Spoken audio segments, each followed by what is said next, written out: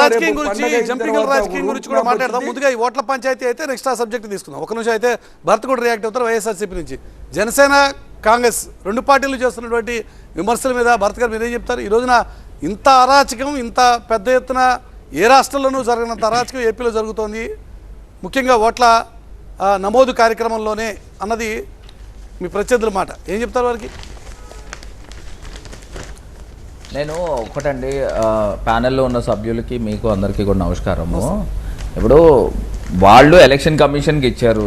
గతంలో మేము ఢిల్లీలో కలిసినప్పుడు కూడా, ఢిల్లీలో ఎలక్షన్ కమిషన్ కలిసినప్పుడు మేము కలిసాము, తెలుగుదేశం పార్టీ కూడా కలిసినప్పుడు ఏం యాక్షన్ తీసుకున్నారండి? ఒకవేళ నిజంగానే కనుక దొంగ ఓట్లు కనుక లెక్కింపు ఉంటే, లేకపోతే దొంగ ఓట్లు యాడ్ చేసినా, లేకపోతే ఓట్లు తీసేసినా, ఇప్పుడు ఒక అంశం అయితే నిన్న నేను మా విజయసాయి రెడ్డి గారు మేము ఇద్దరము ఎలక్షన్ కమిషన్ కలవడానికి వెళ్ళాము మా ఇన్విటేషన్తో.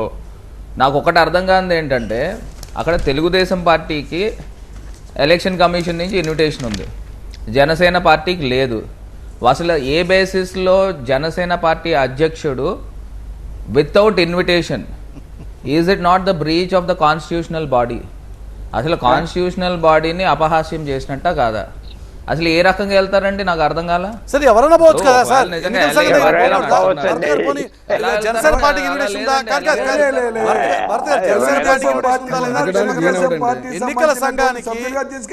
ఎన్నికల సంఘానికి ఏ ఓటర్ అయినా సరే పోయి పలానా విషయంలో అన్యాయం జరిగిందనో, లేకపోతే పలానా విషయంలో ఫేవరెటిజం జరుగుతోందనో వెళ్ళి ఫిర్యాదు చేసే అవకాశం అయితే ఉంది కదా.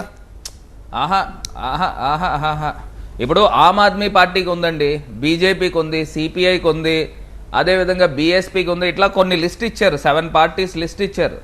తెలుగుదేశం పార్టీ ఇచ్చారు, వైఎస్ఆర్ కాంగ్రెస్ పార్టీ ఇచ్చారు. ఇప్పుడు తెలుగుదేశం చూడండి. సర్లే, ఇప్పుడు కాంగ్రెస్ పార్టీ ఇంకా ఆంధ్రప్రదేశ్లో ఏముంది కానండి. ఇప్పుడు తెలుగుదేశం పార్టీ మెంబర్ అంటే తెలుగుదేశం పార్టీ మెంబర్ నాకు అర్థం కాల. ఇప్పుడు అసలు ఏ నైతికత? ఇప్పుడు ఒకటి అలయన్స్ ఎల్ఐ పార్టీ అంటున్నారు, బీజేపీ వెళ్ళారు, మరి బీజేపీ ఎల్ఐ పార్టీ కాదా? మురళీకృష్ణ గారు మీ పార్టీ గురించి అడుగుతున్నాడు. ఏ ప్రాతిపదికన వెళ్ళారు? తెలుగుదేశం పార్టీ మనిషిగా వెళ్ళారా? అవకతవకల గురించి మాట్లాడడం మానేసి దీని గురించి మాట్లాడుతున్నాడంటే అర్థం అవుతుంది. తెలుగుదేశం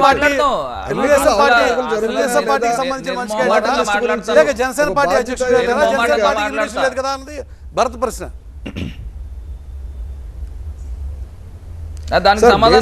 ఆయన ప్రశ్న అడగడానికి మీరు అడిగిన ప్రశ్న ఏంటో దానికి సమాధానం చెప్పి అనుబంధ ప్రశ్న కింద ఆయన ఇది అడగవచ్చు, తప్పలేదు. కానీ ఆ ప్రశ్న మీరు అడిగింది ఒకటి, ఆయన సమాధానం ఒకటి.